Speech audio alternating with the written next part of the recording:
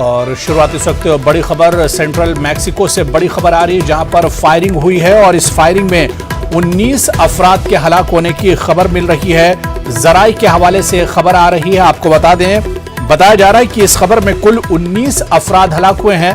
हलाक होने वालों में 3 खवातीन भी शामिल हैं। तो सेंट्रल मैक्सिको में फायरिंग का यह वाकया हुआ जिसमें 19 लोगों की मौत हो गई है। मरने वालों में इस फायरिंग की शिकार 3 खवातीन भी हुई हैं।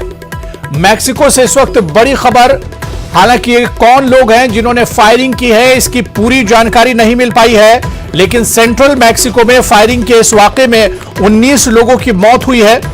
मौके पर पुलिस और इंतजामिया मौजूद है और मामले की जांच कर रही है और 19 अफराद में 3 खवातीन भी शामिल हैं जो फायरिंग की शिकार हुई हैं। तो सेंट्रल मैक्सिको में फायरिंग का वाकया पेश आया, 19 अफराद इसमें हलाक हुए हैं। जाए वाकये को पूरी तरह से सील कर दिया गया है। पुलिस मौके पर मौजूद है और इस पूरे वाकये की जांच पड़ताल की जा रही है।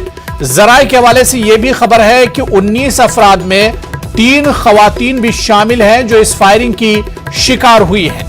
हम आपको बताते चले कि मैक्सिको में इससे पहले भी इस तरह की फायरिंग होती रही है और आज जो वाकया हुआ इसमें तादाद काफी ज्यादा है मरने वालों की।